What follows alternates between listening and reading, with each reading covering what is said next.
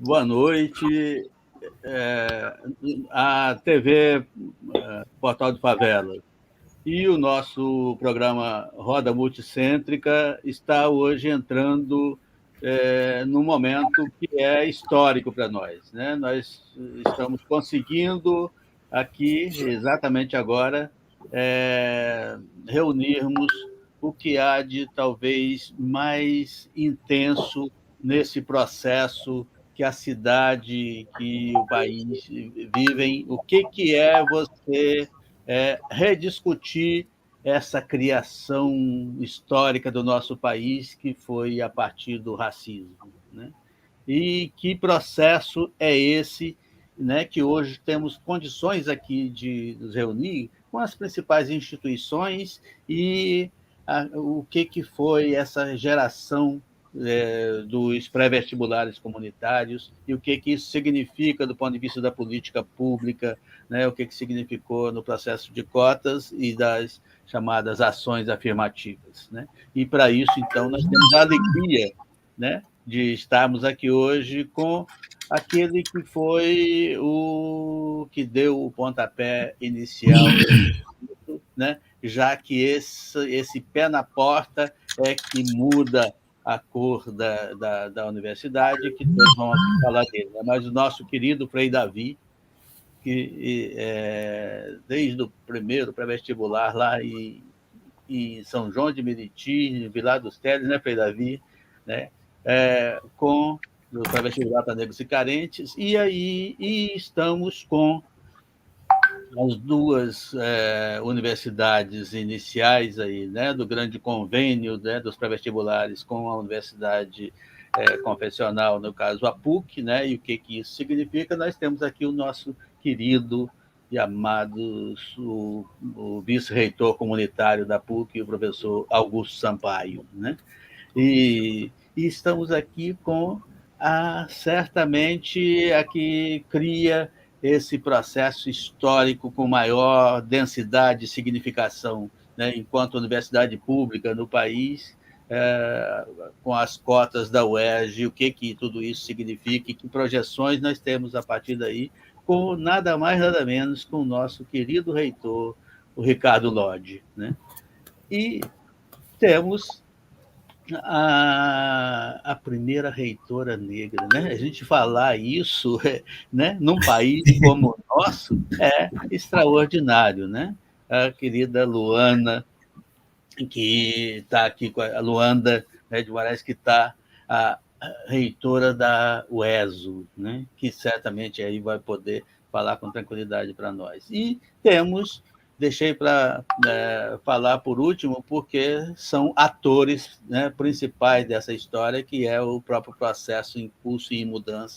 Nosso Tiago Veloso, que é um estudante e que, a partir do próximo processo, né, dos pré-vestibulares e da formação, né, que ele teve, como é que na própria administração hoje desse processo Tiago se envolve, né? É disso que ele vai falar aqui para nós, o Tiago Veloso, né? E aí, claro que para essa, antes de eu chamar quem vai dar as boas-vindas aqui, eu tenho que falar da importância de a gente agradecer os parceiros que estão aqui com a gente hoje, né? O 247 do querido Atush, né? O GGN, né, do Nacife, e a TVT, com o nosso querido Paulinho Vanucci, né, e que parceria fundamental aqui para que a gente possa estar cada vez mais expandindo. Né? E eu queria, então, abrir essa nossa roda aqui agora, antes de passar a palavra para cada um dos nossos ilustríssimos convidados aqui para essa noite histórica, né? O nosso querido Rumba Gabriel, que é um dos criadores aqui da nossa TV Portal Favelas e que é desse espaço icônico, né? Que é do processo histórico gerador, né? das grandes resistências e aí que é Quilombo, né? É uma favela Quilombo, a favela do Jacarezinho, que infelizmente viveu essa triste história dessa chacina de Tom Pouco. Então, Rumba vai dar as boas-vindas e abrir as portas aqui para nós, para os nossos ilustres convidados. Rumba, querido. É uma satisfação enorme, rapaz. Que time está aqui, caramba, que coisa linda, linda demais. Mas eu quero saudar geral com um grande axé, para quem é de axé, um amém para quem é de amém, um saravá, como dizia Vinícius de Moraes. Saravá! Sejam bem-vindos, eu estou aqui trazendo para vocês uma chave para que não precisam meter o pé na porta do nosso Quilombo Jacaré. Vocês vão ser sempre bem-vindos. Já tem a chave, não precisa chamar mais ninguém. Só chegar lá, pim, aí, aqui tem gente. Aí entrou, é bem-vindo no nosso Quilombo. Por isso é o portal, né? Por isso é esse grande portal. Então, entrego a cada um de vocês essa chave. E uma coisa maravilhosa que a presença do Frei Davi, eu, enquanto compositor lá da Estação Primeira de Mangueira, pensei assim, caramba, vamos fazer o seguinte... Esta live já está abençoada, que o Frei Davi já derramou o seu amor. Esta live já está abençoada, que o Frei Davi já derramou o seu amor. Derramou, Frei Davi, que bom, muito bom tê-lo conosco, né? O Jacarezinho, concentrador do maior número de negros em favelas no Rio de Janeiro. E eu, graças a Deus, posso dizer de público que eu sou um representante desse quilombo. E eu, por exemplo, estou agora num programa de proteção que às vezes eu não posso vir, tenho que ficar longe. E aí, essa semana eu vim para cá. Caramba, eu não paro. Eu cheguei aqui correndo porque já estou aqui distribuindo as cestas básicas, não sei mais o quê. E as pessoas matam a saudade. Não é fácil. Mas tudo isso por quê? Porque ainda escolhem os nossos territórios para serem explorados, para que seja ainda todos nós sejamos objetos, coisas. Então, por isso que a gente fica muito feliz quando nós vamos falar de educação, que de todos os conceitos, saúde, segurança, tudo tem que ficar abaixo desta linha. O que tem que preponderar é a educação, e educação de qualidade. E isso o Frei Davi sabe muito bem fazer. Eu me lembro bem que quando ainda era lá em São João de Meriti, negros e carentes, eu fui o primeiro, traz para cá, lá na paróquia do Padre Nelson. O Frei Davi deve lembrar disso, né? Paróquia Nossa Senhora Auxiliadora. Era o Padre Nelson, Carlos Del Mônaco, que Deus também já o levou. Mas foi um guerreiro assim como ele. Um ativista, religioso, mas ativista. Então, isso nos deixa muito lisonjeados, muito felizes, porque se nós colocarmos a educação na frente como nosso conceito primor, nós vamos chegar aonde cada um de vocês conseguiram chegar. Nós conseguimos chegar quase que na marra, numa resistência enorme. Mas a gente não tem que resistir, nós não temos que lutar para termos uma educação de qualidade, como nós fizemos. Nós temos que ter isso uma coisa muito tranquila. Você tem que escoar com tranquilidade, porque a Constituição já nos diz isso, já nos garante isso. Certo? Inclusive, deveria ter até uma federalização da educação, porque a educação é para todos. E se todos somos iguais, não tem essa história de uma qualidade para um, outra qualidade para outro. Temos que ser iguais. Então, eu fico muito feliz com essa live, porque eu já vou cobrar o Frei Davi aqui, pelo amor de Deus. Precisamos urgente de Educafro aqui. Eu sei que os primeiros sinais já foram dados, mas estamos aqui numa resistência. Meu Deus, cadê o Frei Davi? Todo mundo querendo tê-lo aqui. E eu vou preparar um feijão com justiça, que a gente sabe fazer muito bem, nessa nossa panela maravilhosa, que é aqui nesse nosso terreiro, para que você venha aqui implantar esse Educafro e comer o nosso feijão com justiça. Né? Daí, o vice-reitor, todo mundo aqui conosco. Isso vai ser muito bom. Precisamos mudar esta posição da pirâmide social. Essa pirâmide está errada. A Secretaria de Segurança Pública está em cima, está lá no topo. Está errado isso. Tem que vir para os pés, para baixo, para que a gente possa suspender, elevar a nossa educação.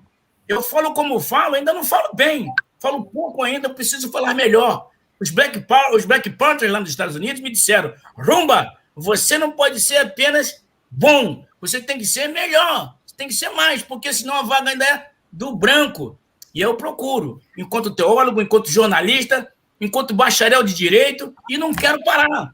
Enquanto uma pós-graduação de jornalismo político e ensinando o nosso povo a guiar. E outro fator primordial é a educação, é o amor. Pois não, Frei? Rumbo, olha só, eu estou muito curioso para lhe perguntar, porque a gente fez isso com muito amor e carinho. Nós conseguimos que um dos escritórios jurídicos mais caros da América Latina assumisse a demanda que a gente pediu. O que nós pedimos? Abrir uma ação civil pública exigindo indenização coletiva para todos os moradores de Jacarezinho, contra o governador do estado do Rio de Janeiro, frente à violência que fez, não só com as famílias dos falecidos, mas violência com o conjunto todo dos moradores de Jacarezinho. A pergunta é, meu irmão, a ação coletiva, como é que está aí no coração do povo esse processo? Está sendo bem-vinda demais. Nunca houve isso aqui, nunca houve. Esse grito que nós demos, Frei Davi, está chamando a atenção de todo mundo, está todo mundo correndo. E eu estou feliz demais, porque com 67 anos, alguns anos atrás, eu olhava e não via luz no fim do túnel. Eu disse, meu Deus do céu, não vão surgir outros? Será que nós vamos ter que ficar gritando e as pessoas não ouvindo a gente? Porque uma coisa é a gente falar, né? Que a fala, as palavras comovem, mas e os gestos que arrastam, que nós precisamos disso, que ele vem trazido pelo amor. E aí a minha felicidade está aí, porque esse sopro vem com amor. E aí tá arrastando a galera. Puxa vida, se ouvirem a voz do vento, tentando te enganar. Mas que coisa linda! Mas se ouvirem a voz de Deus, chamando, te convidando para ficar. A decisão é tua. São muitos os convidados. Quase ninguém tem tempo. Mas nós temos tempo demais, Davi. Tá todo mundo muito feliz. Eu vou parar por aqui de falar, porque senão a gente não para de falar, porque tem tanta gente boa para nós ouvirmos. Seja bem-vindo, o povo está achando-se maravilhoso essa petição que foi colocada lá, e a gente espera que isso sirva de exemplo para todos os outros mocambos, todas as outras favelas desse Rio de Janeiro e do Brasil. Por isso nós colocamos o Portal Favela à disposição de todos, porque será uma ferramenta, Pegue essa ferramenta e fale, porque quando você falar, vai ecoar por esse Brasil afora. Muito obrigado pela presença de todos vocês.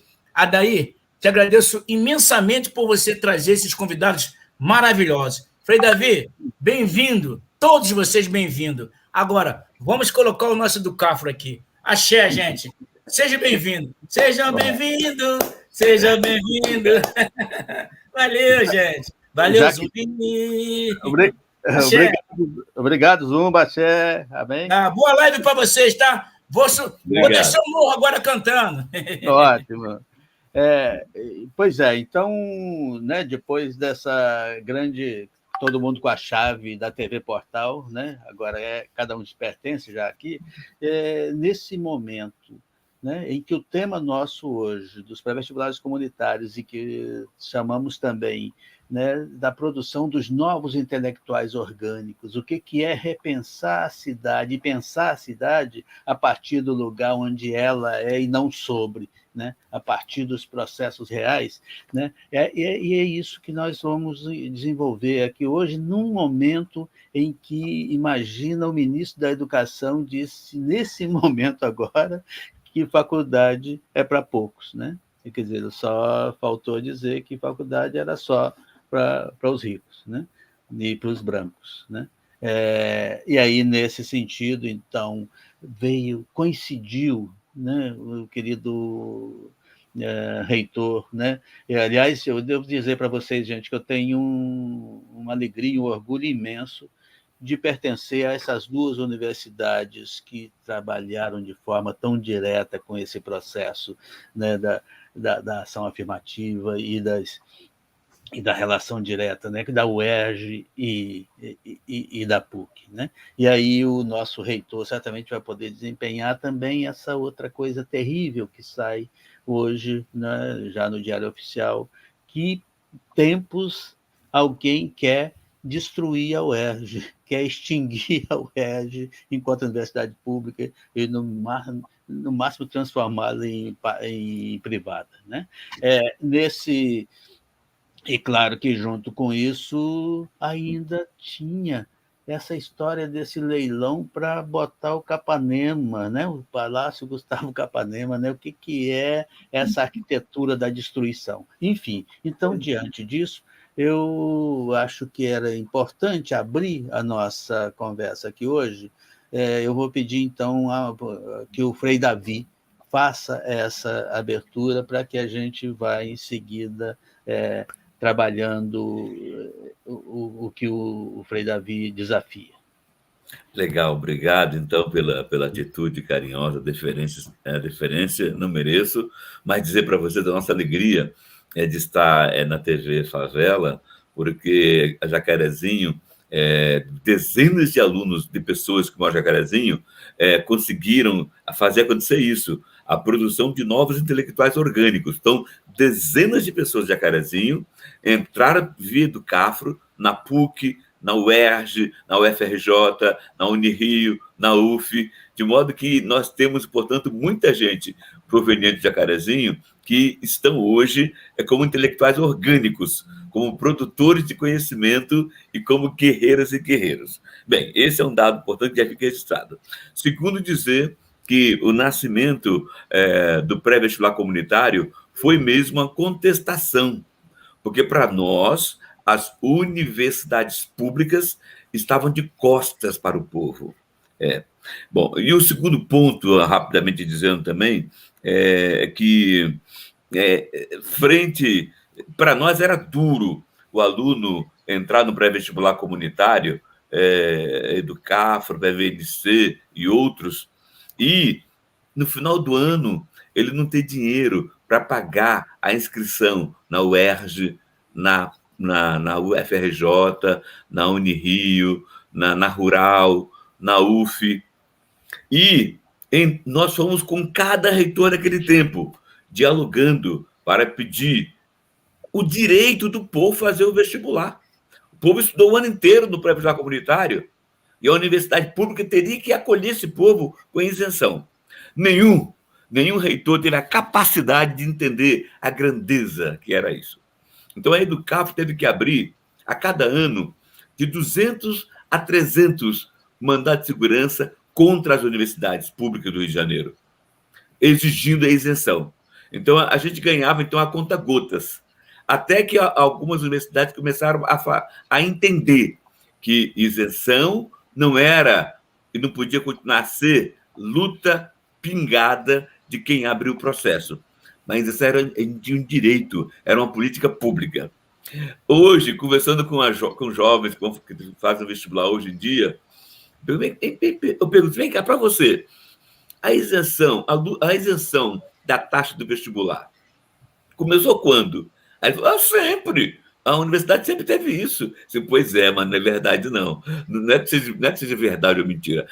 Você não teve acesso à verdade ou à história dessa conquista. Foi uma conquista do povo organizado e que, portanto, a partir da luta da Educafro aí no Rio de Janeiro, as isenções passaram a ser uma conquista em todas as universidades públicas do Brasil inteiro, que nenhuma tinha isenção. Era uma coisa muito feia. Nesse contexto aí, a dificuldade imensa do aluno entrar nas faculdades públicas nos fez procurar a PUC Rio. E aí, Augusto vai contar depois como é que foi esse processo, a gente começou a botar jovens negros e jovens brancos pobres na PUC Rio, e aí começou a gerar um movimento incrível. Houve um período que a PUC Rio tinha mais pobres do que as universidades públicas. Também dizer que foi nessa fase bonita aí que teve as grandes lutas por cota. Eu lembro, a primeira reunião nossa, a gente usou a estratégia. Como é que foi? no Brasil. Tem 3 momentos. A luta de cotas, quando o nosso querido Abdias Nascimento entra com um projeto no Congresso Nacional, na Câmara Federal. E os deputados da época humilharam o Abdias Nascimento e mandaram arquivar o projeto. Então, ou seja, pelo caminho legislativo, nós negros não íamos ter chance de ter cota. Então, a gente decidiu pensar qual o executivo que teria mais abertura. E avaliamos e concluímos que nenhum deles teria abertura. Então, decidimos o caminho judiciário. Em São Paulo, no ano de 96, abrimos um processo contra a USP.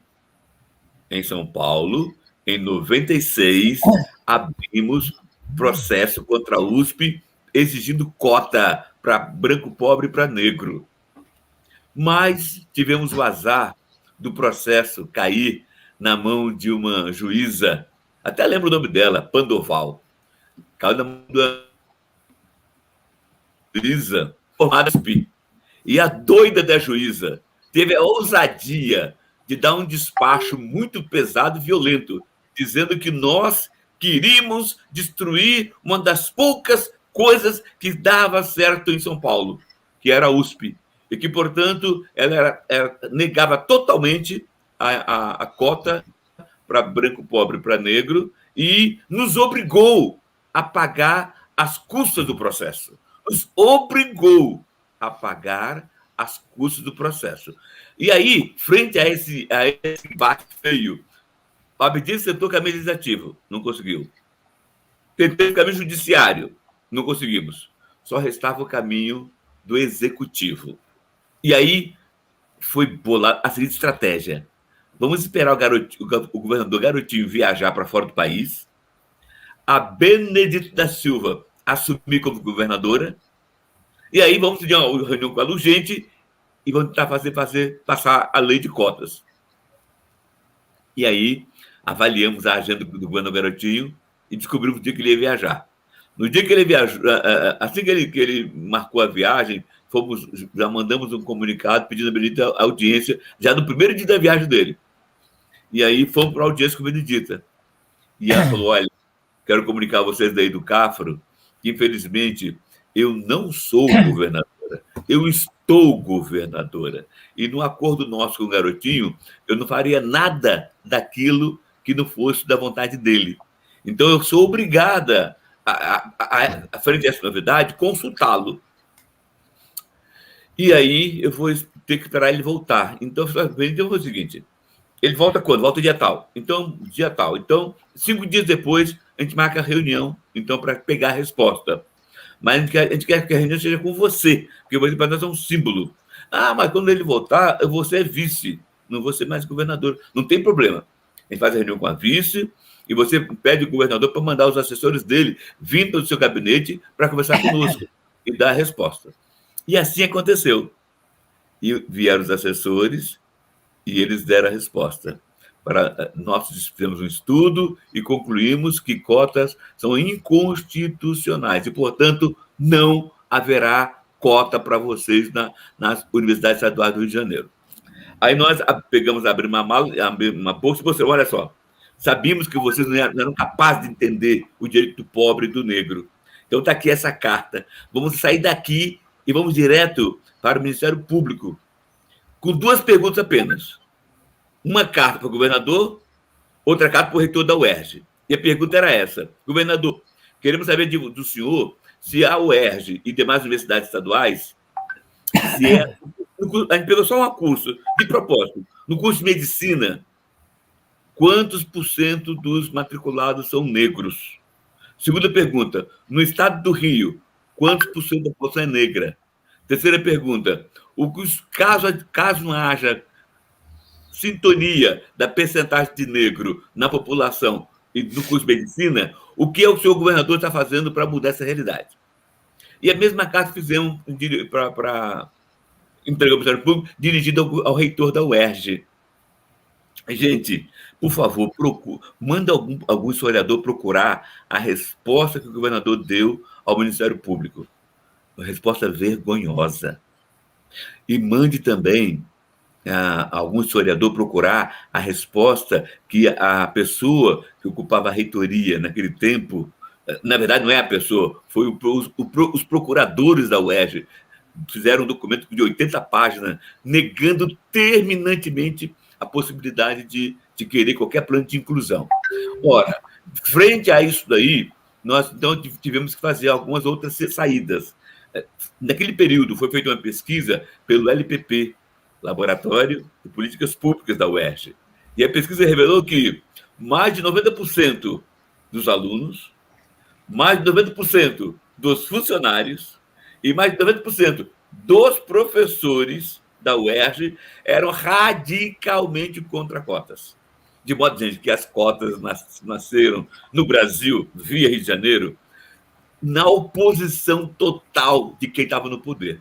E aí, o mais estranho foi através de um deputado de direita, do antigo PFL, que veio o primeiro plano de cotas. Logo depois, eu vou tentar encurtar aqui, logo depois, em seguida, o Garotinho decidiu ser candidato a presidente. E pessoas ligadas à UNE, PCdoB, falaram: Garotinho, se você quer ser candidato a presidente, procure ter um projeto forte, impactante, nacional. E aí, está aí a lei do CAFRA, está levantando as cotas. Que tal você também mandar um projeto de cotas para a Assembleia? E aí ele mandou outro projeto de cota. Já tinha um aprovado. E aí ele mandou outro. E com isso, somando as duas cotas, nós negros íamos ocupar 60% das vagas. E aí teve, então, um trabalho muito muito maldoso do poder da UERJ. Vou ser bem sincero, teve um trabalho maldoso do poder da UERJ de não implantar nenhum projeto, nem outro projeto. Aí nós fomos obrigados, aí do CAFRO, a toda semana levar uma cruz de madeira e ficar com jovens negros crucificados em frente ao UERJ, com alto-falante, em alto som, clamando e exigindo que a reitoria colocasse em prática o primeiro projeto, pelo menos. E aí a reitoria enganou o primeiro ano, foi ano 2000. Enganou o primeiro ano, enganou o segundo ano, e só em 2003 é que realmente foi colocado em prática as cotas da UERJ contra a vontade do poder da UERJ. Hoje é tudo diferente, graças a Deus. Hoje está tudo melhor, hoje tem outro pique. E aí, nesse hoje, está aí o meu irmão Lodi, que é um tremendo homem de cabeça aberta. E aí, Lodi, eu vou concluir de fazendo um apelo direto. O apelo é o seguinte, Lodi: a minha equipe fez uma pesquisa para mim e revelou que agora, no vestibular de 2021 da UERJ, a UERJ disponibilizou 1.150 vagas para cota de negro, né, que é preto e pardo. No entanto, Lodi, somente 780 pessoas se inscreveram, por causa desse clima todo aí de pandemia, de escolas não funcionando. Então, Lodi, nós temos um haver imenso de vagas aí, nós negros temos um haver. E eu sei que você é um homem de Deus, você é um homem da justiça, e você não vai deixar essas vagas em aberto. O que é o nosso pedido a você, Lodi? Primeiro, que você faça um edital complementar, permitindo que as pessoas usem qualquer nota do Enem. Desde quando nasceu o Enem no Brasil até hoje, a pessoa possa usar qualquer nota do Enem para disputar essas vagas sobrantes que estão aí hoje na UERJ, que são nossa, do povo negro. Por que eu falo, desde quando o Enem nasceu até hoje? Lodi, meu irmão, o que tem de gente que fez o Enem e queria estudar, mas o contexto de vida não permitiu que ele estudasse, é muito grande. E hoje, ele já, com a idade um pouco mais resolvida, com a família um pouco mais resolvida, quer estudar. De modo que você pode ter pessoas fantásticas aí, com a tremenda experiência de vida, entrando na UERJ, nessas vagas sobrantes. Segundo, Lodi, no não preenchimento dessas vagas, que você abra um segundo edital complementar com alunos, onde o aluno basta apresentar o ensino médio. A Universidade Federal de Fronteira Sul usa esse método. Basta apresentar o certificado do ensino médio. E terceira coisa, Lodi, a gente pede a você e também nossa querida Luanda, pedimos vocês encarecidamente. Já era grande, antes da pandemia, o número de pessoas que começavam a faculdade particular e abandonava por total incapacidade financeira. Agora, com a pandemia, triplicou esse povo. Então, eu faço um apelo à minha querida reitora Luanda e meu querido irmão Lodi, que façam um terceiro edital, abrindo transferência externa, não para quem está matriculado, mas para quem está com a matrícula abandonada em qualquer faculdade particular. Isso não existe no Brasil por quê? Porque nenhum reitor teve a coragem e a ousadia de acolher alunos que não puderam trancar a matrícula, mas abandonaram. Fizeram 2, 3, 4 semestres e abandonaram por total falência financeira. Então, Lodi e querida Luanda, pelo amor de Deus, quebre as correntes das normas proibitórias aí e faça um edital complementar, trazendo de volta esses alunos que já fizeram 2, 3 semestres nas faculdades e aí apresentar o currículo e entrar ocupando até as vagas do 3º, 4º, 5º, 6º, 7º, 8º período da nossa querida UERJ, da nossa querida UENSO. Eu teria mais coisa para falar, mas vou parar por aqui, que eu estou já sentindo que eu ocupei o tempo demais.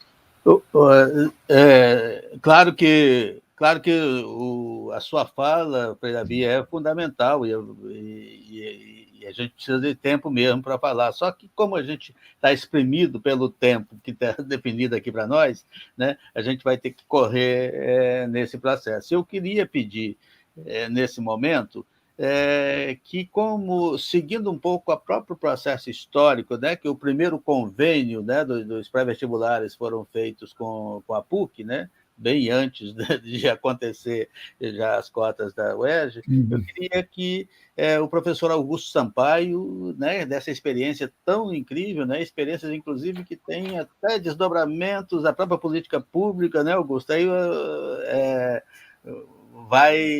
por favor, queremos te ouvir aqui, e a PUC dizendo da sua experiência. Muito obrigado. Daí, boa noite a todos os participantes. E eu sou, quando você me convidou, daí eu estou fugindo de muita live, muita coisa, porque, enfim, a luta lá na PUC também continua meio complicada, né?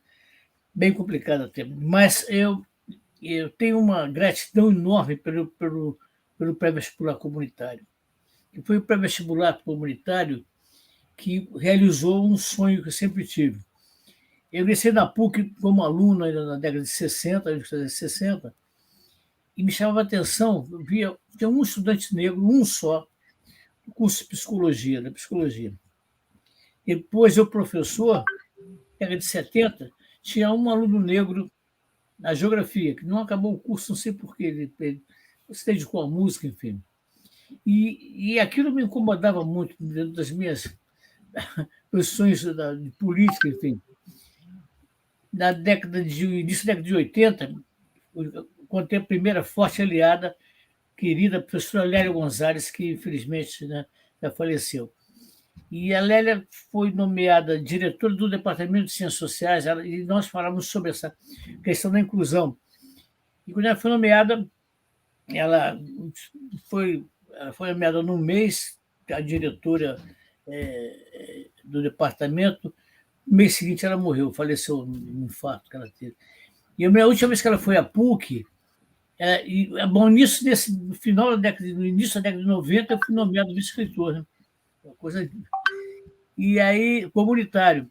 E lembro que a última vez que ela foi à PUC, nós almoçamos e ela disse: Augusto, a bola está com você agora você pode fazer alguma coisa. Eu disse: Lélia, eu não sei como é que eu vou fazer, porque tinha que ter como a gente viabilizar, né, a entrada de um jovem pobre, negro, na universidade.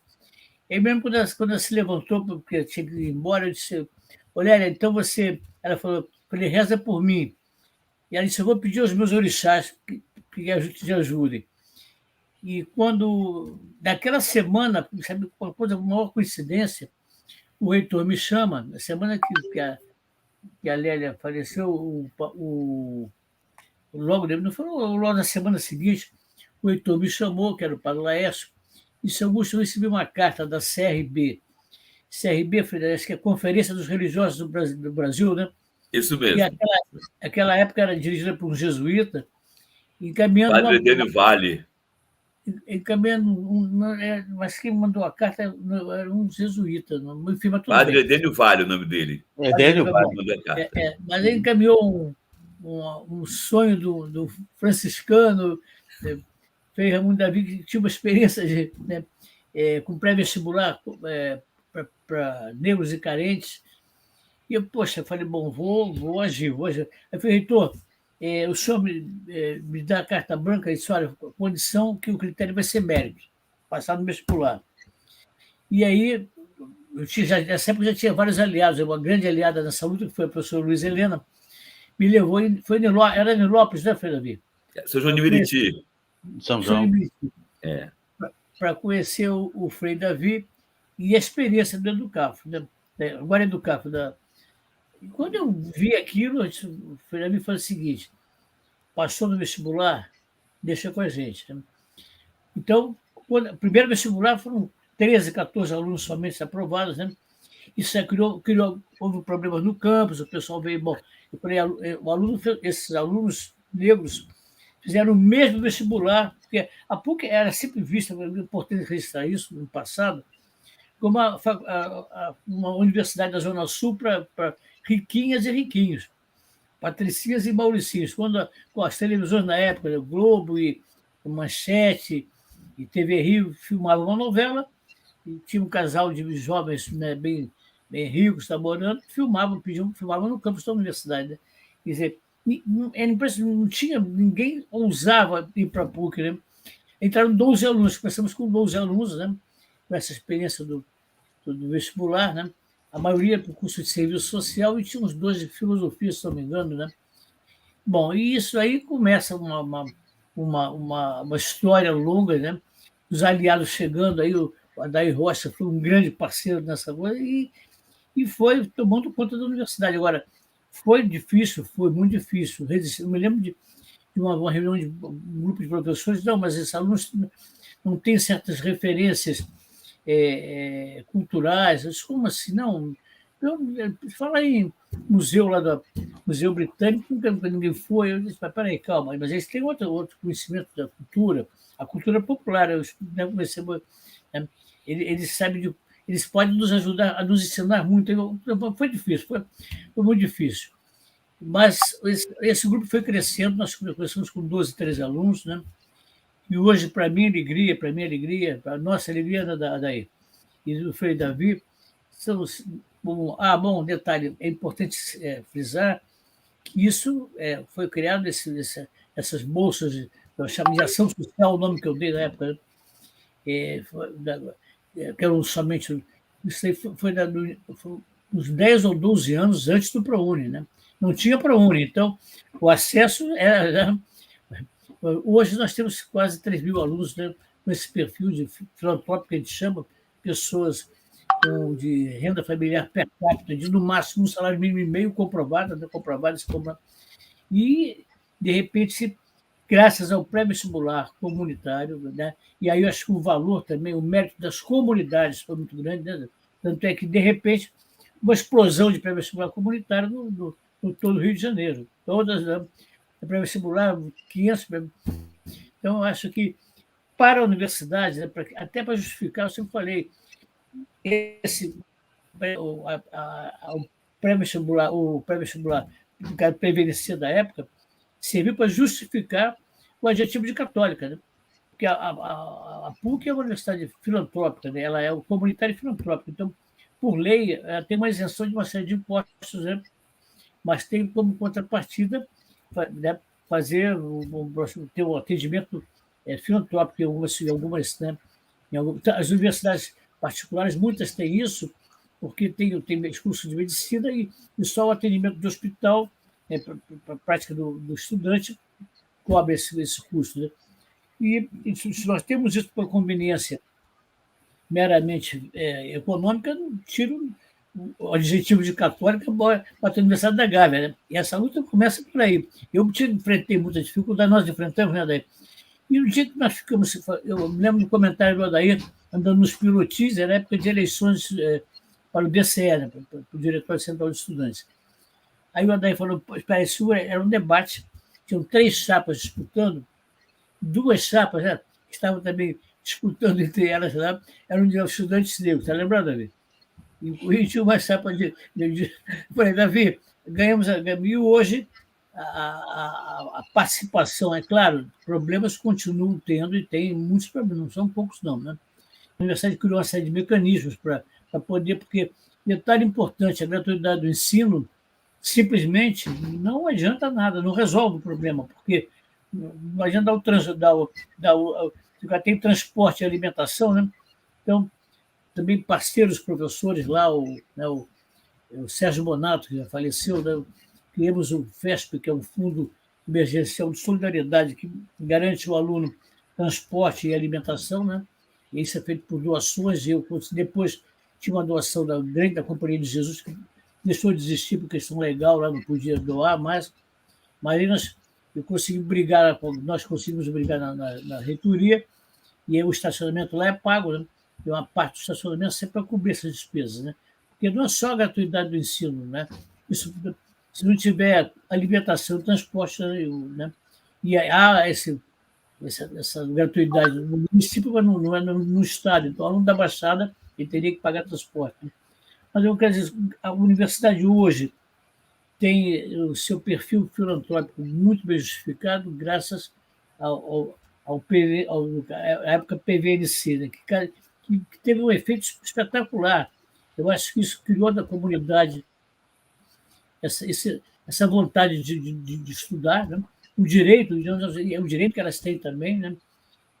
E o maior prazer, a gente hoje tem vários professores, há já uma política de inclusão nos departamentos, já tem professores reservando vagas nos cursos de pós-graduação, de mestrado, doutorado, do censo, para professores negros, né? Candidatos negros. Então, há um avanço muito grande. Agora, tem muita luta pela frente, Davi. Houve um retrocesso recente, se lembra? E aí está sempre telefone. Enfim, eu falei, daí a gente vai, eu vou mentindo lá para poder atender, resolver alguns problemas, enfim.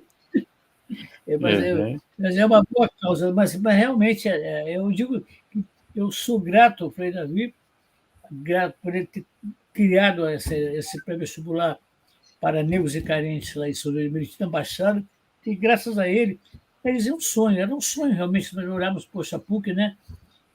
Os outros professores mais conscientizados disso comentavam, a Lélia Gonzalez foi uma parceira, foi uma pena aquela senhora ter falecido, uma pessoa muito, né? Na minha sala tem uma fotografia dela, eu coloquei lá um quadro, o retrato dela, porque isso faz parte de uma história de luta, né? Vocês imaginem a PUC, né? Que é uma universidade cara, a PUC é a mais cara de todas as universidades privadas, talvez no Brasil é cara. Né? O curso de engenharia na PUC custa R$5.000. Um detalhe que me deu uma satisfação enorme. Em 2017, nós fizemos um levantamento comparando as médias, os coeficientes de rendimento de todos os alunos da universidade.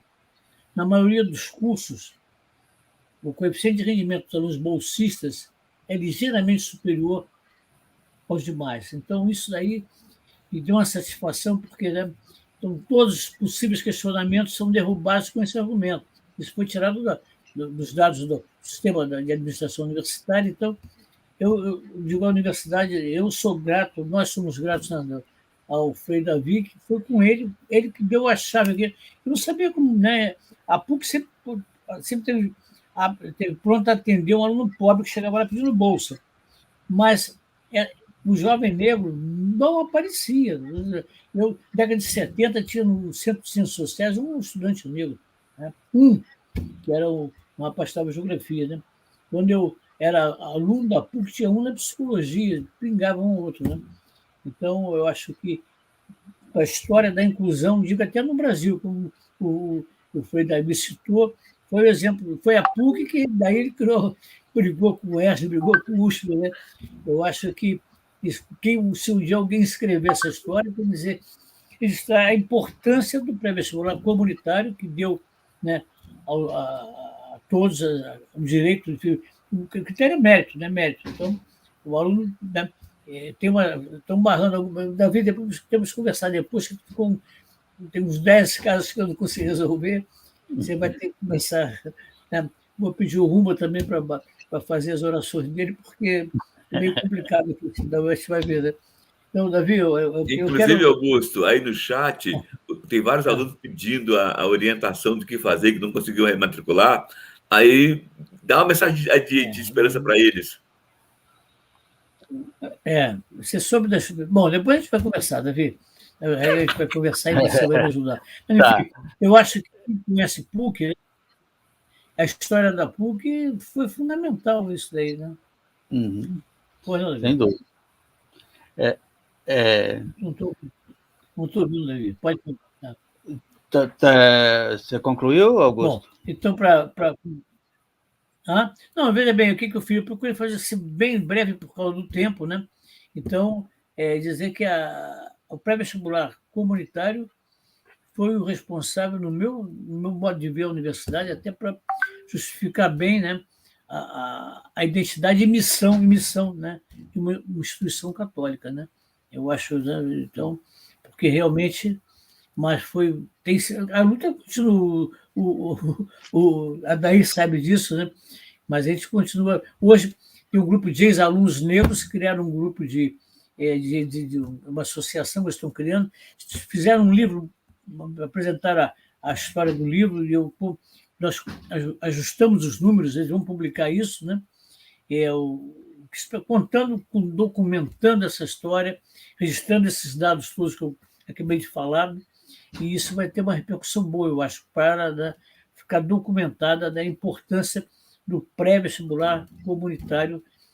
Hoje é tanto pré-vestibular comunitário que eu já perdi a conta, né? Mas o aluno o critério é o mérito. Isso quebrou aquela barreira. Não, e quando eu vi essas notas, essas médias superiores, então já, peraí, agora ganhei a guerra mesmo, tudo bem, eu só não saí, eu estou para sair pelo tempo que eu estou lá, não estou muito cansado.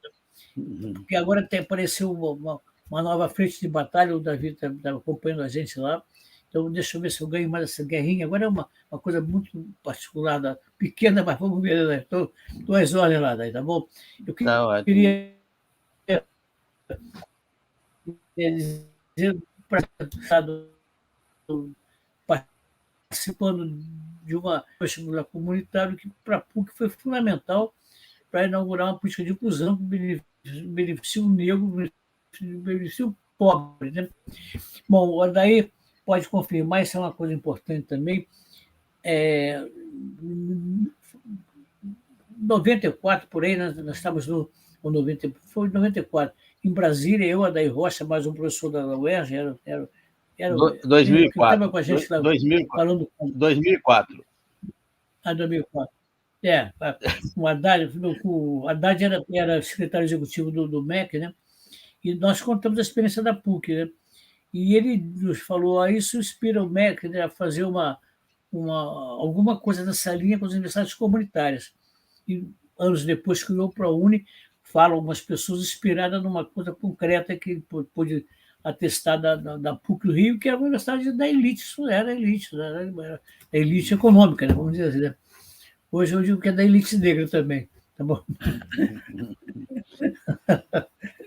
Tá bom. Muito obrigado, muito obrigado. Poxa, obrigado, Augusto. Eu fico aqui, imagina o meu papel aqui, né, com esse horário definido que a gente tem, né, com as coisas tão importantes que tem para ser falado por cada uma que está aqui, né? E eu queria, né, entre agora na metade aqui, ouvir o nosso aluno, né, o Tiago, que tem uma história, inclusive, de inserção muito grande nesse processo. E aí, para te anunciar, Tiago, até negocio com o que é chamado de técnico, né? Aquele que segura essa live que está acontecendo, né? O Tais, que está aqui nos bastidores, né? Ele comentou aqui no nosso site que se os reitores, né, levam adiante essa proposta do Davi, ele e a esposa dele vão voltar imediatamente a estudar. Quer dizer, e aí, claro, já estou passando o teu recado, tá? E te dizendo que pode ser que eu vá precisar de alguns minutos a mais aí depois das 9, diante de como está sequenciando aqui o processo, tá bem? Então, Tiago, querido, a palavra é sua. Boa noite, pessoal. Vocês me ouvem bem? Sim, sim. Maravilha, então. Bom, eu estou aqui tendo uma aula aqui com vocês todos, assim, obrigado, tá aqui com o Frei Davi, professor Augusto, que eu só ouvia falar, né? O Joel sempre trabalhou comigo aqui no Rio, sempre falou tanto o nome do senhor, professor. E aí, pela primeira vez, sabendo como que o senhor é, né? Feliz aqui em estar com os reitores aqui também. Me chamo Tiago, eu atualmente sou bolsista da Educafro 100% na Fundação Getúlio Vargas, muito naquela linha que o professor Augusto falou, de quando não existia ProUni, né? Também não existia cota, né? E a Educafro, da mesma maneira que também fez um movimento para poder se aproximar da PUC, pouco tempo depois, acho que o Frei Davi pode até contar melhor como é que foi essa história, se aproximou da Fundação Getúlio Vargas, e aí se estabeleceu um convênio lá. E esse convênio se perdura até hoje, né? Especialmente na Escola de Ciências Sociais, que foi o curso que eu ingressei. E aí, dentro da FGV, eu acabei tendo a oportunidade de fazer um processo interno para poder fazer parte do curso de Direito. Então, hoje eu curso Ciências Sociais e Direito com uma bolsa única da Educafro, né? Então, assim, em termos financeiros, assim como o professor Augusto disse, né? Se o curso de Direito está R$4.750 e o de Ciências Sociais R$1.800. Então, assim, a gente está falando aí de, sei lá, pouco mais de 6 mil, quase 7 mil reais de bolsa, graças à luta aí do Frei Davi e do pioneirismo do professor Augusto, que, aliás, eu acredito até que a parceria da PUC foi anterior da FGV. Então, assim, o trabalho de vocês foi uma coisa central aqui para que eu pudesse estar hoje na Fundação Getúlio Vargas, e que inspirou, posteriormente, né, dentro desse processo, os reitores anteriores, o professor Lodge e os outros reitores do Brasil também, para poder aceitarem o processo de cota. Acabou que eu me apaixonei por essa ideia, por essa missão, e daí, desde 2018, eu sou voluntário na Educafro. E aí, em 2018, aqui no Rio de Janeiro, eu passei, junto com o Joelson, que estava fazendo a minha dobradinha na PUC, né, a trabalhar viabilizando essas pessoas. Porque, como o Frei Davi sempre fala, as pessoas que chegam, de modo geral, elas têm sonhos, mas são pessoas, de modo geral, vou usar até uma palavra que o Frei Davi fala, quebradas e não necessariamente sabem como chegar no lugar. Então, como é que a gente fazia as coisas, assim, né? Aqui a gente tentava ajudar as pessoas a conseguirem construir uma trajetória que fazia sentido, né? E aí a gente foi tentando, ajudando, e isso a gente foi aumentando cada vez mais o número de pessoas na FGV. E a gente fazia uns eventos muito da hora, assim, né? O Joelson tinha uma coisa que era, a gente tem que marcar os nossos encontros nos lugares em que a população brasileira geralmente não vai. Então a gente marcava essas reuniões de CBB, que é um lugar público. E a gente fazia uma conversa lá, daí quem era de um curso que funcionava na PUC falava com o Joelson, quem era de um curso que funcionava na FGV vinha falar comigo. A gente fazia quase que um feirão, no meio daquele saguão do CCBB, e era muito legal, e a gente foi aumentando cada vez mais a galera lá. E aí eu fui trabalhando na entidade, e aí mais recentemente, acho que é isso que é um pouco do centro da minha fala, primeiro que eu não vou me estender, que eu quero ouvir os reitores também. O Frei Davi teve uma ideia que, na minha opinião, é genial, e aí super me confiou a tocar isso, né? Que foi o projeto Bolsa Dinâmica. Qual que foi a ideia? O PVNC funcionava bem, né? E, aliás, funciona, enfim, em grande medida. Mas as famílias nem sempre conseguem compreender a coisa de você investir minimamente, né, nos filhos. E quando eu falo investir, não necessariamente a passagem, como o caso da PUC, mas não necessariamente cobrar que aquela pessoa trabalhe, por exemplo, que é uma cobrança muito comum. Por exemplo, graças a Deus, assim, não consegui remediar isso, mas, assim, logo depois de um tempo que eu estava na faculdade, as grandes questões, se você é pobre, é por que você não casou, por que você não tem filho, por que você não trabalha. Então, esse tipo de cobrança é uma cobrança muito comum nos estratos sociais mais baixos. Então, o Frei Davi sugeriu uma coisa que eu achei que fez muito sentido e do modo empírico fez, que é o seguinte: e se a gente criasse um projeto que desse um valor financeiro para as pessoas a partir do desempenho delas? Daí o nome dessa ideia chama Bolsa Dinâmica. Então, a gente tem um número X de Bolsa Dinâmica e um número Y de alunos. A gente pega esses alunos, submete eles, e esses alunos estudam num pré-vestibular. Nesse pré-vestibular que essas pessoas estudam, elas fazem uma prova a cada mês. E aí a gente organiza essas pessoas pelo desempenho delas na prova, pela participação nas aulas e pela participação das aulas de cidadania, que é uma formação cidadã que a Educafro oferece. A gente organiza isso por notas e por valores. E aí eu vou explicar como é que pesa cada. Né? A prova, as participações na cidadania pesam mais, a participação nas aulas pesam mais, e por último, o simulado. Porque, no fundo, o desempenho das pessoas depende muito mais da inspiração que elas têm no coração delas. E o que a gente quer é inspirar as pessoas. Por isso, a nota do simulado lá é o último critério. Então, a partir disso, a gente distribui uma bolsa de R$500 para essas pessoas. Aí você vai perguntar, nossa, mas tem algum caso empírico que mostra que isso funcionou? Tem. Nosso primeiro parceiro foi o INSPER, que fica em São Paulo, e o nosso patrocinador, não sei se posso falar aqui, mas é a Fundação Tidi Setúbal, que também apostou nessa ideia. Então, a gente conseguiu 50 bolsas de R$500. A gente começou o projeto oficialmente em fevereiro. Quando foi no vestibular do meio do ano, a gente, de uma média de 5, a gente tinha 50 alunos, e aí a gente também escolheu uma estratégia que era, o Frei Davi sempre usa uma expressão, eu falo sempre do Frei Davi, porque assim, Frei Davi para mim é uma inspiração, sabe? Estava falando esses dias com uma outra empresa, e aí eu até gosto das expressões do Frei Davi, que ele sempre me inspira e me ensina muita coisa. Ele sempre fala uma coisa importante, né? Que a gente usa uma metodologia Paulo Freireana. A gente tenta utilizar as debilidades das pessoas e tentar acompanhar o processo delas. Então, a gente usou esse modelo para poder implementar esse programa que chama Educafro INSPER. E aí, o que a gente fez? A gente nunca fechou as inscrições. Então, a gente teve pessoas que entraram, que saíram, que entraram e saíram várias vezes. Então, a gente atendeu uma média de 50 pessoas, 60, todos os meses, entre 50 e 60, de modo em que, desse número, 35 pessoas foram fixas, de fevereiro até o vestibular, que foi em julho. E dessas pessoas, a gente conseguiu, com a ajuda de Deus, 12 pessoas na segunda fase e 5 bolsistas que hoje estão estudando no INSPER. Então, assim, e esse trabalho foi baseado no empenho de voluntários e de uma galera que estava lá estudando fixa. Foi muito suor, né? E esses 12 que foram para a segunda fase estavam desde janeiro. E se empenharam e conseguiram ganhar a Bolsa Dinâmica durante todos os meses. Então, a gente conseguiu, em 4 meses, 5 pessoas no vestibular hiper difícil, que é o vestibular do INSPER. Então, assim, isso comprova que o pré-vestibular social é relevante, claro que é, cota é importante, claro que é, mas, sobretudo, também é importante dar para as pessoas algum tipo de dignidade do como viver. E aí, talvez uma outra pergunta que fique é, nossa, mas o que essas pessoas faziam com esse dinheiro? Também é uma coisa que eu me perguntaria se eu estivesse do lado daí de vocês. Muita gente comprou computador, as pessoas compraram mesa digitalizadora para poder conseguir fazer as contas, porque o vestibular foi online. As pessoas compraram comida para suas famílias e elas conseguiram ter tranquilidade. Então, assim, esse é um grande case de sucesso para o que hoje na entidade a gente discute para uma evolução do que seriam os pré-vestibulares, né? Que não basta a gente criar uma estrutura que ensine as pessoas a chegar lá, mas também dê condições para que elas estudem com tranquilidade.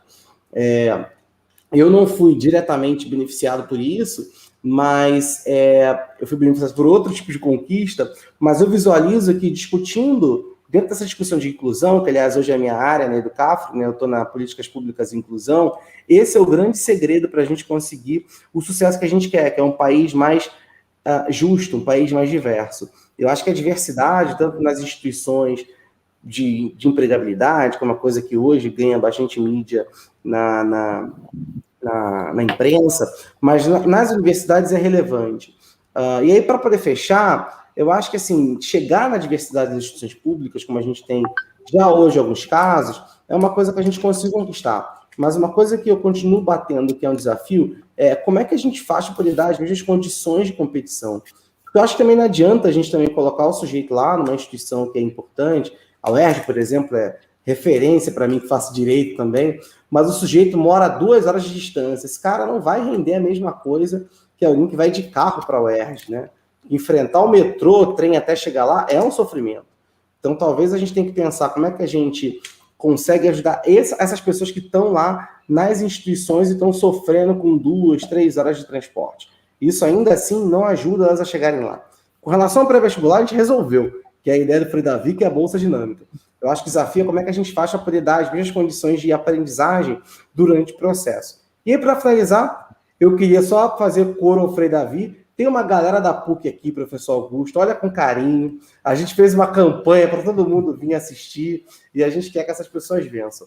Bom, obrigado pelo convite, professor Odair. Eu estou muito feliz também de estar por aqui e aí eu encerro aqui a minha fala. Obrigado, né? Continuando, cada um vai ter muito mais coisa para falar, né? Mas e agora eu queria passar para a nossa querida reitora, né? Essa alegria de poder recebê-la aqui, um prazer imenso, né? Não só pelo que simboliza, mas pelo que é, né? Na verdade, o que significa esse processo, né? E aí, como você já até anunciou no nosso chat que tem boas notícias, né? Certamente vai estar chegando ainda com mais carinho ainda, né, desse meio. E a professora Luanda, então, por favor, a sua mensagem aqui para nós nessa noite. Olá, boa noite a todos. E aqui nessa sala eu digo a todos, né? E a todas e a todos e a todos que estão nos assistindo ou então vão assistir em outro momento. Está sendo uma alegria, realmente, conhecer a TV e, aliás, mais intimamente, né, participando dessa roda, né, roda multicêntrica, né? E o convite veio, né, do professor Adair, né? Agradeço aqui, né, pela lembrança, né, pelo convite e saudar, né, os meus colegas aqui presentes, né? Também está sendo um grande prazer dividir o espaço aqui e, né, também com esse nosso, né, essa nossa juventude, né, que já está mostrando, obviamente, resultados concretos do que são as políticas de inclusão, né? A nossa juventude aqui representada, né, pelo Tiago. Então, eu falo, né, da UESO, né, que é a Universidade Estadual da Zona Oeste. Na verdade, nós temos, já, né, colocando, nós temos algumas tantas limitações, né, porque a gente entende que a UESO é, de fato, uma política de inclusão, né? Ela representa uma política de inclusão. Como trouxe agora há pouquinho, Tiago, a distância, né, de moradia dos jovens estudantes para as universidades realmente dificulta o seu desempenho. E quando a UESO, então, é pensada, é exatamente para isso, né? Se entende. Obviamente que ela foi pensada e veio com algumas limitações que estão se estendendo aí por 16 anos.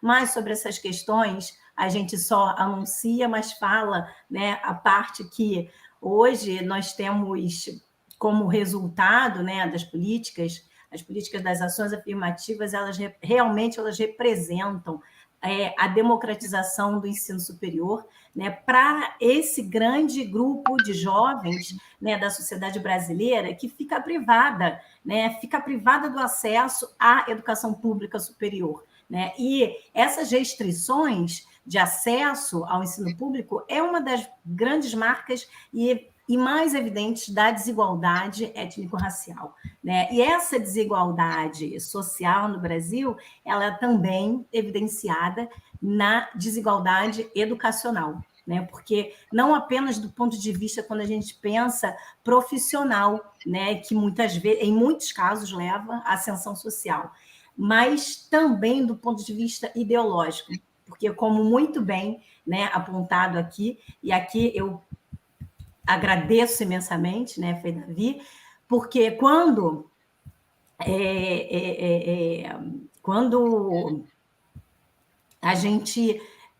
o Brasil, né, começa a se movimentar lá no meados, sobretudo, né, em meados da década de 70, 80, né, movimentos negros, né, movimentos sociais, e aí nós temos já apontado aqui o nosso mestre, né, eu vou chamar de orgânico aqui, não sei, né, se eu posso falar aqui, mas é assim, né, nosso entendimento, né, Frei Davi, começa nesse movimento social e a gente consegue avanços, começa a ferver sobre essas discussões. E ainda assim, a Constituição de 1988, ela não foi capaz de prever reparação. Só que o movimento negro já estava em movimento,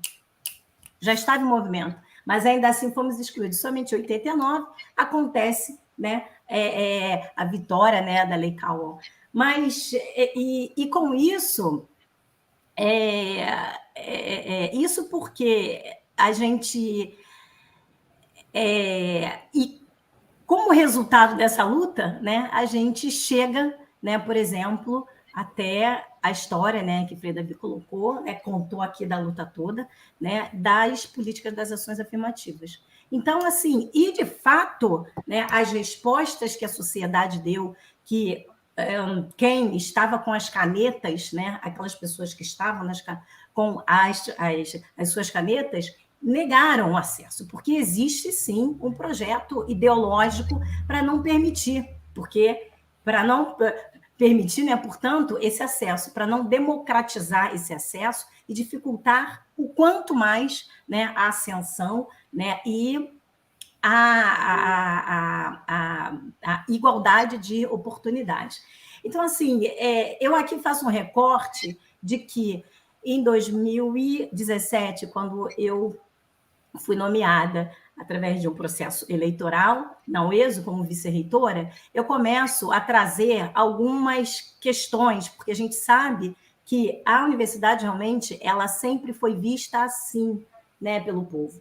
Só que a universidade é do povo, mas ela sempre foi vista assim porque ela se coloca dessa forma, né? Porque ela se coloca dessa maneira elitizada, porque ela sempre partiu do mérito, de que a premissa é o mérito. Só que o processo, obviamente baseado, né, lá naqueles conceitos, inclusive aqui, o meu colega Lodge, né, ele pode discorrer bastante aqui, né, sobre as leis, mas um pouquinho, né, que eu sei, lá no final do século XIX, né, nas primeiras, a lei das escolas públicas, já era vetado, né, afrodescendentes e os escravos, filhos de escravos libertos, não poderiam entrar na escola. Então, como resultado, isso veio crescendo. E o resultado dessas práticas racistas estruturantes e completamente estruturadas renderam esse conceito da universidade ser olhada de maneira que não é possível chegar, com medo, né, de que ali eu não consigo chegar. Então, os meus discursos eu sempre venho tentando, né, colocar e desafiando os meus colegas reitores também, sempre que possível, de que nós precisamos falar de acordo com a capacidade de compreensão. Isso não significa perder qualidade, mas é uma atitude para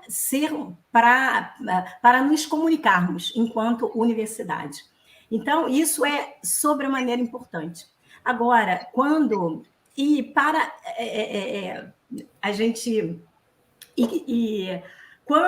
a universidade começa a se tornar mais sensível, sensível ou obrigada, né? Na verdade, ela foi mais obrigada do que outra coisa, né? A implementar, né, a política das ações afirmativas, a universidade ganha outras caras, né? Outras cores. Ela fica muito mais diversa. E essa diversidade, né, ela ganha muito porque ela traz, essa diversidade traz exatamente esses conhecimentos orgânicos. E as aulas, os produtos das aulas ficam ainda melhores, porque esses sujeitos realmente são sujeitos são intelectuais orgânicos, porque já tem isso dentro, vibrando dentro deles. E aí, eu tenho um educador, né, que viveu lá no início do século XX, ele é oriental, de origem japonesa, Makiguchi, que ele falava, ele tinha a teoria da criação de valor. Então, para que educar? Né? E eu vi que, eu posso te dizer já, né, que eu tenho Makiguchi lá no Oriente, né, e eu tenho o Frei Davi aqui com a gente, né? Porque, de fato, essas figuras falam exatamente a mesma coisa, que as pessoas, a teoria da criação de valor, o valor já faz parte da pessoa. Então, o objetivo da educação, né, ela é fundamentalmente o aluno, a aluna ser feliz. E como é que ela vai ser feliz? Ela vai ser feliz através de uma provocação, né, que nós, professores, que os educadores dão nela e nele, dizendo que ele já tem, estimular, ele já tem a potência, ele já é o sol, não precisa acender vela exatamente nesse sentido, porque já é o sol. Então, a educação, ela deve se apresentar dessa forma. Então, voltando, isso eu vejo assim, fundamental. E aí, quando o Estado não consegue fazer isso, né, os movimentos sociais conseguem fazer isso. Os movimentos sociais acabam conseguindo implementar exatamente essa política, né, essa ação de motivar o outro a chegar. Porque, de fato, né, como o Tiago, né, colocou aqui, nós temos...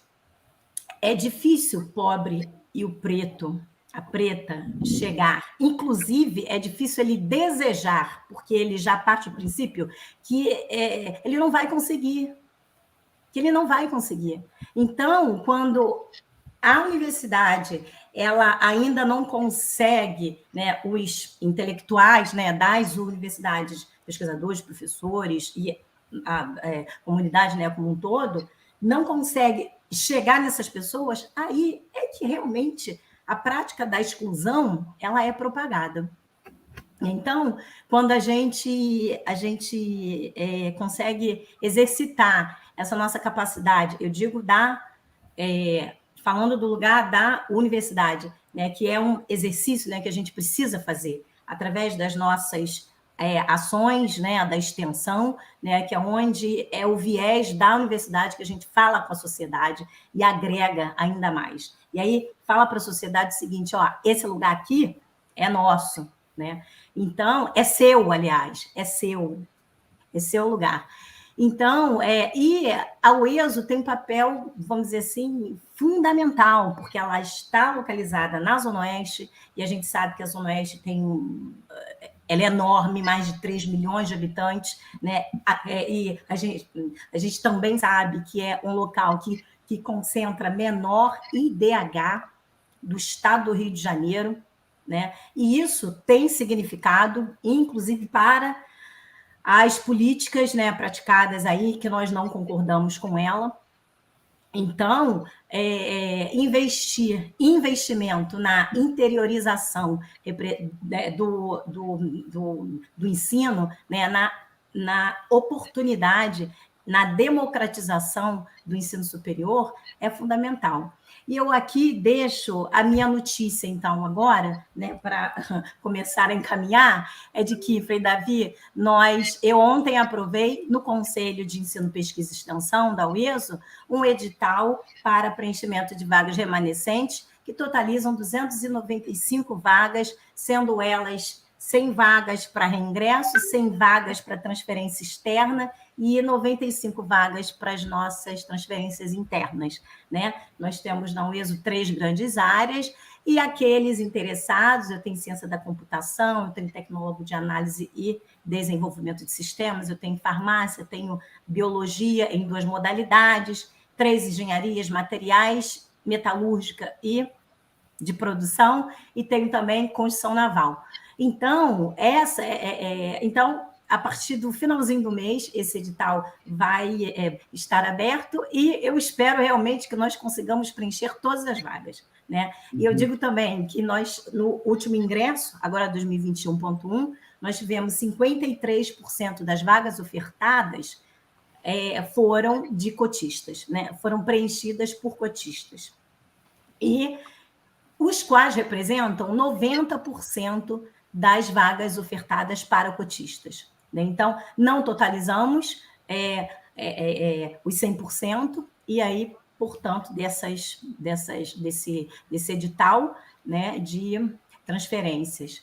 E eu aqui encerro, né, com uma mensagem de que nós precisamos fortalecer ainda mais as políticas das ações afirmativas, garantindo o ingresso e a permanência dos estudantes pretos e pretas, e pobres também, indígenas, quilombolas e etc. Mas nós também precisamos garantir que os jovens cheguem aos vestibulares comunitários, que eles consigam chegar até lá, ou seja, reforçar a base. A gente precisa também trabalhar na base, porque a base ela é muito excludente também. Ou seja, é uma política, aliás, é muito trabalho, né, que nós temos, mas eu vejo aqui, né, que nós temos pessoas, né, que é um grupo, é um GT forte e de trabalho, né? Então, né, podem contar comigo, né, podem contar com a UESO, e nós estamos aí para incluir ainda mais nossos pretinhos, nossas pretinhas também. Boa noite a todos e até breve. Poxa, muito, muito obrigado mesmo. Quer dizer, mais essa notícia tão boa aqui, ao mesmo tempo, né, que essa fala tão sólida, né, da nossa querida reitora Luanda. E, claro, que a Roda Multicêntrica está com uma felicidade imensa, né, com esse processo e, sobretudo, com essa visão da multicentralidade, a importância dessa multicentralidade, né? E aí, claro que nós vamos ouvir agora uma pessoa por quem eu tenho um respeito muito grande, né, uma amizade muito grande, e tenho orgulho de participar dessa reitoria que está em curso, né, na direção do Departamento Cultural. E que essa pessoa que não tem a menor medo de dizer para todo mundo o que é o seu direito de cidadão, o que é a sua visão política, a sua posição política, e faz isso dentro da universidade e faz isso no conjunto da sociedade. Então, o nosso querido Ricardo Lodge, com a palavra, por favor. Boa noite a todas e todos. É uma grande alegria estar aqui no Portal Favela. Quero agradecer muito ao convite do meu querido amigo Adair Rocha, nosso grande diretor do Departamento Cultural da UERJ. É um luxo para a Universidade do Estado do Rio de Janeiro ter um diretor do Departamento Cultural do quilate, com a experiência do professor Adair Rocha. Quero também manifestar a minha grande alegria de estar dividindo essa mesa com o Frei Davi, com quem temos dialogado muito sobre as cotas da UERJ, e a quem a UERJ deve muito também.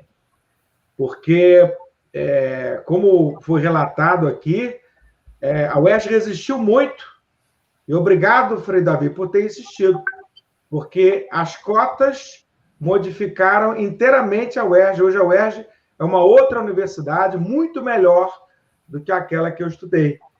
Quero também manifestar minha alegria por estar aqui com a minha amiga, com a minha companheira de lutas, a magnífica reitora Luanda Moraes, que tem dividido comigo e com o professor Raul Palácio essa luta pela universidade pública no estado do Rio de Janeiro, que é uma luta de avanço dos recursos. Hoje tivemos um dia muito difícil, com a publicação no Diário Oficial do Estado do Rio de Janeiro do projeto de lei de um deputado bolsonarista, cujo nome não vou citar para não dar cartaz, que extingue a Universidade do Estado do Rio de Janeiro e transfere todo o seu patrimônio para a iniciativa privada e seus alunos também para as universidades privadas. Evidentemente que esse projeto merece o nosso repúdio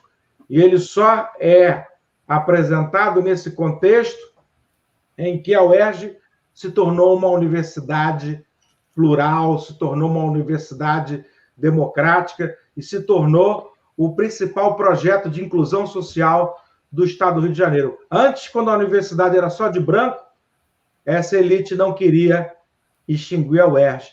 Mas eu quero dizer aqui à comunidade que, mais uma vez, os inimigos da UERJ serão derrotados. Serão derrotados porque a gente não vai recuar. Quero também cumprimentar o professor Augusto Sampaio pelo pioneirismo da PUC nessas políticas afirmativas. A PUC sempre esteve ao lado, PUC Rio sempre esteve ao lado das melhores causas na inclusão social. Cumprimentar o nosso Tiago Veloso pelo seu histórico, pelo seu depoimento, que mostra que todo esse investimento da Educafro vale a pena, com exemplos vivos aqui entre nós. Quero dizer que, nesses anos em que o sistema de cotas foi introduzido na UERJ, como o Frei Davi lembrou, foi de fora para dentro, e no primeiro momento houve resistências, mas hoje as cotas não só são uma das razões principais da gente ter orgulho de ser UERJ, mas como é uma das principais características da nossa universidade. E se a gente não foi de dentro para fora quem trouxe essa novidade, essa foi uma luta do movimento negro, e é assim que a sociedade avança, nada é concedido sem luta. Então, mas eu acho que poucas universidades levaram tão a sério o sistema de cotas como a Universidade do Estado do Rio de Janeiro. E neste momento, a gente acredita que não basta só garantir a vaga. Como o Tiago lembrou, existem muitas outras dificuldades para os nossos alunos excluídos terem um pleno aproveitamento. Tanto a nossa política afirmativa não se esgota na concessão da vaga. Há toda uma política de assistência estudantil, e nós, quando assumimos a reitoria no início de 2020, e para nossa surpresa e apreensão, logo depois tivemos que enfrentar a maior pandemia que a nossa geração já enfrentou.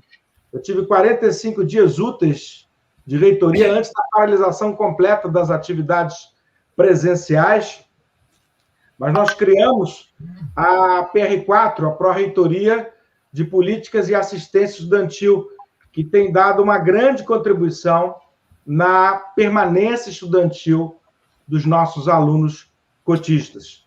E durante essa pandemia não foi fácil para a nossa comunidade passar do ensino presencial para o ensino remoto emergencial. E não era possível fazer isso sem um plano de inclusão digital, que a UERJ levou muito a sério, assim também como a UESO e a UENF. Trabalhamos juntos nesse projeto.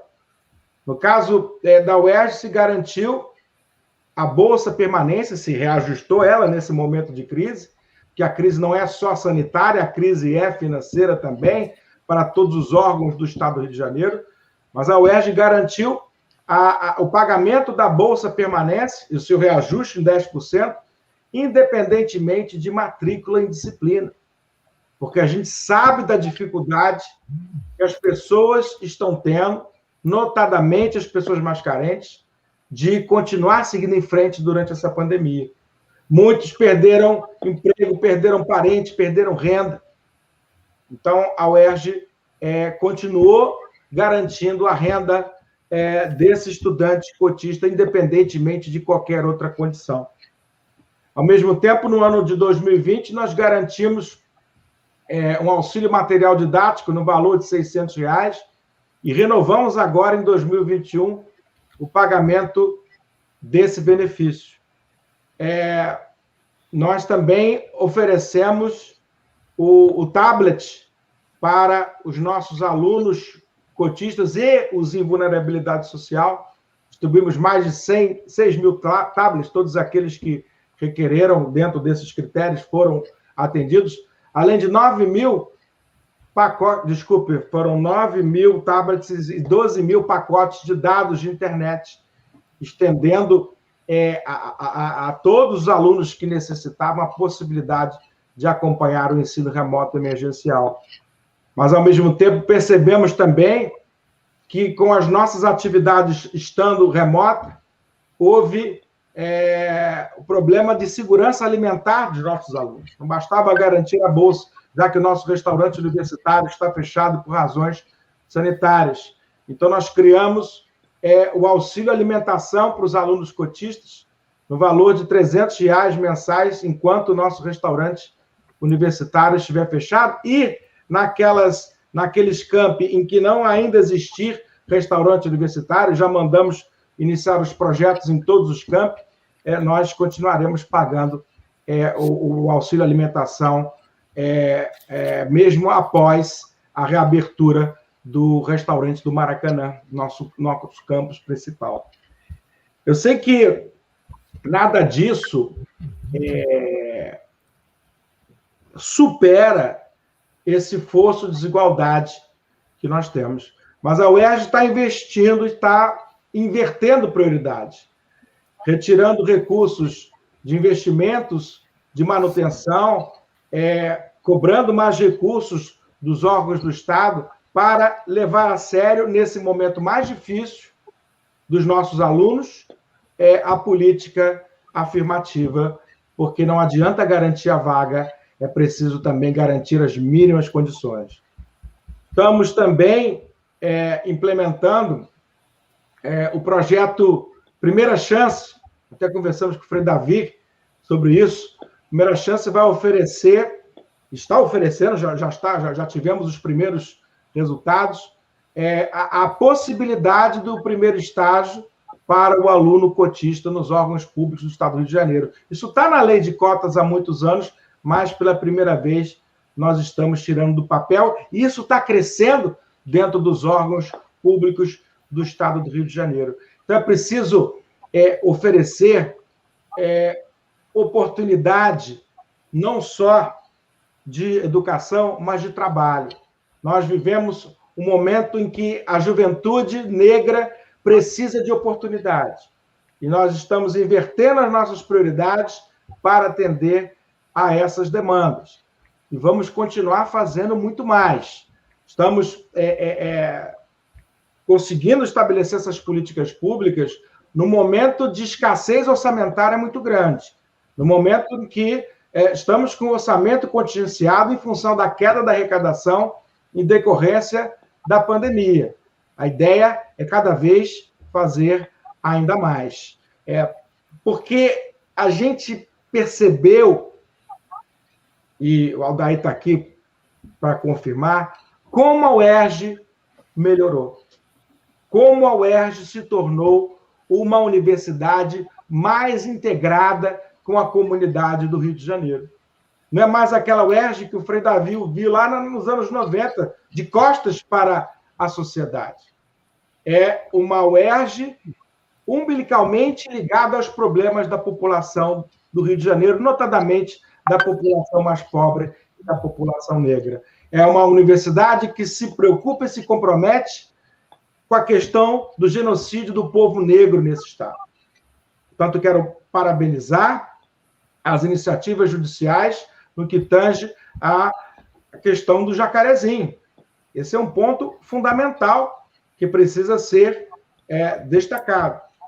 Nós não podemos mais conviver com um Estado que se mostra como inimigo da população negra do nosso Estado e do nosso país, mas nosso Estado vive um momento muito sério no que tange a essa problemática, e a UERJ é solidária e é parceira. Quero mandar um abraço para o pessoal do Jacarezinho, fico feliz de ter a notícia de que muitos estão chegando na UERJ, serão recebidos de braços abertos. Quanto à questão das vagas ociosas, nosso vestibular foi agora, há poucos dias, estamos realmente preocupados com as vagas ociosas, já há medidas em estudo. Peço ao Frei Davi, ainda há tempo, peço ao Frei Davi para encaminhar essas propostas que serão estudadas com muito carinho pela nossa equipe. A gente não quer desperdiçar vaga, notadamente vaga dos cotistas. Porque a gente acha que a UERJ é importante na vida das pessoas. A gente viu como esse esforço que a UERJ fez durante a pandemia está trazendo resultados. A Luanda deve estar vendo isso na UESO também, os alunos nos procurando para revelar, para dar aquele retorno de como essas medidas estão sendo decisivas, como o tablet está sendo importante, como o pacote de dados está sendo importante, como os auxílios estão sendo importantes, né, para a vida desses nossos alunos. E também não esquecemos dos professores e dos técnicos. Fizemos também o auxílio tecnológico, porque não é fácil. Acho que todo mundo está gastando mais, né, dentro de casa com equipamentos, daí está confirmando, já recebeu o auxílio tecnológico dele. Os gastos que todos nós estamos tendo para passar dessa vida presencial para a vida remota. A UERJ não pode fazer tudo para minorar a vida da sua comunidade diante dessa tragédia humana que nós estamos vivenciando, mas está fazendo todos os esforços possíveis para que os danos na vida de cada um, sejam da nossa comunidade ou da população do Rio de Janeiro, que a gente atende no Hospital Pedro Ernesto, que a gente testa na Policlínica Piquet Carneiro, que a gente vacina no posto do Maracanã, que essas pessoas passem por esse momento tão difícil da nossa vida de uma forma mais fácil e que a gente possa sair dessa pandemia certos de que a educação, de que a ciência, de que as políticas públicas de inclusão social salvam vidas e tornam o nosso país, o nosso estado e a nossa cidade mais felizes para toda a população. É isso que a gente acredita e é isso que a gente está trabalhando todos os dias. Obrigado pelo convite e pela atenção de vocês. Poxa vida, muito obrigado. Reitor Lodi, só um pontinho para complementar a fala dele aí. Ô, irmão, aquela proposta daí do CAFRO, do senhor usar a sua liderança no Conselho Universitário e apresentar um edital único para melhorar o ingresso das cotas, o ingresso dos negros na cota do mestrado e doutorado, está caminhando essa ideia? Conversamos aquele dia sobre isso e quero dizer que ela já está plenamente implementada. Todos os programas de pós-graduação estrito sensu da UERJ, mestrado e doutorado, já estão tendo que utilizar o percentual de cotas pelo total do programa, independentemente de linha de pesquisa, independentemente de área de concentração, independentemente de orientador, porque existia uma certa cultura de considerar que cada orientador era um edital, então a cota acabava sendo desperdiçada porque não dava, aritmeticamente não dava. Então, isso vai ser feito agora, desde já de meados do ano passado, Frei, já está vigendo as novas regras e nenhum edital mais é aprovado que não contenha essa forma de calcular as cotas, considerando todo o programa de pós-graduação. Com isso, nós vamos ter efetividade para as cotas também na pós-graduação. E agora a gente tem que brigar legislativamente para garantir também a Bolsa Permanência para os nossos cotistas da pós-graduação, né, que também precisam, né, a lei não previu isso, a gente precisa brigar por isso, porque não basta só a graduação. A gente quer os negros doutores, a gente quer os negros mestres, a gente quer os negros reitores, como temos na UESO, né?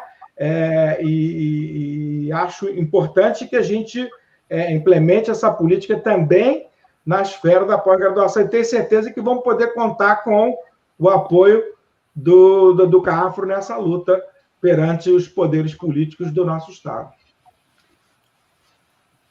Bom, é difícil até eu dizer a felicidade que eu estou com o que tem acontecido aqui nessa roda multicêntrica, né? Quantas questões, né, de natureza tão importantes para a vida de tantas pessoas, e como é que as políticas públicas estão sendo implementadas, e como é que as universidades, quer dizer, como é que uma universidade particular, confessional, como a PUC, né, que relação tem, e como é que as públicas estão fazendo. Nesse sentido, claro que eu quero aqui publicamente também agradecer os nossos parceiros, porque, teoricamente, nós teríamos até às 22 horas, né, e conseguimos ampliar esse tempo, né, absolutamente necessário para esse debate que está tendo aqui, e que tem a vontade de continuar, e, portanto, ele vai ter que ter continuidade, e a roda multicêntrica está absolutamente comprometida com essa forma de articulação e de organização que traga cada vez mais a possibilidade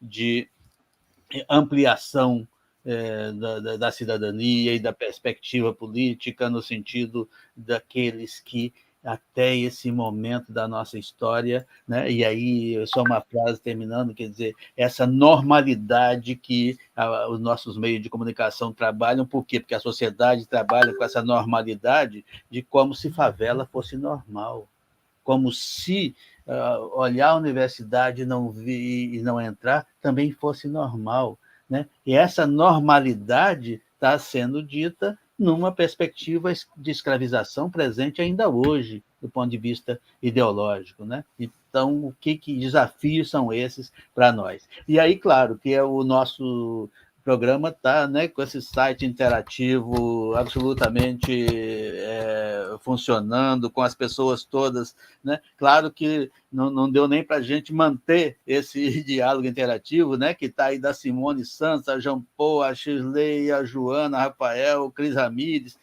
Matheus, Neide Jane, Ruth Salles, Firmino lá da Rocinha, Soneli de Bangu, Alba Lúcia, Anderson Ribeiro, Regina Guimarães, Joana Rafael, Cláudia Doller, Orlando Guilhom, Cláudio Barros, Mariana Ramos, Aline Basso, Luana Carvalho. Eu vou ter que parar, né? Porque vou cometer injustiça com tanta gente, né, que está e que a gente possa estar interagindo.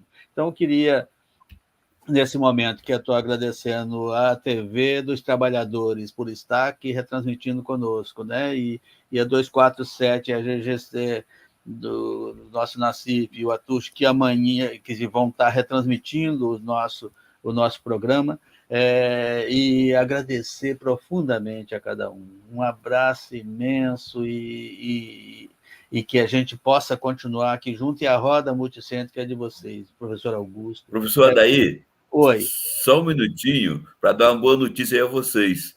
Aí do CAFRO entrou no STF, juntamente com mais 8 partidos, mais a UNE, mais a UBS, exigindo que o governo devolvesse aos 3.200.000 jovens pobres que não fizeram o Enem em 2020 por causa da pandemia, e o governo puniu, proibindo-os de prestar o Enem em 2021. Bem como 900.000 que, neste ano de 2021, fizeram a sua inscrição, mas não tiveram dinheiro para pagar o boleto. Então, 3.200.000, mas 4.100.000. Está quase certo que até quarta-feira, semana que vem, o STF vai nos dar a vitória, obrigando o governo a colocar para dentro do Enem todos esses nossos irmãos pobres, negros e brancos pobres. Vitória à vista. Outra grande notícia aqui, que extraordinário, né? E aí, claro que todos que estamos aqui estamos juntos aí, né para ampliar, inclusive, essas vitórias. Obrigado, Frei Davi. Obrigado a nossa querida Luanda, né? Nossa magnífica reitora, né? E obrigado, Tiago, né? Por esse diálogo tão legal aqui, né? E o nosso querido Ricardo Lodi, o nosso reitor, meu amigo, né? Por quem eu tenho grande respeito. E esse meu irmão, professor Augusto Sampaio, né? Que tanto tempo aqui em conjunto, né? E uma boa noite a todos vocês, uma boa noite a todos que estão aqui nos acompanhando e que a gente possa continuar na multicentralidade dessa roda. Obrigado.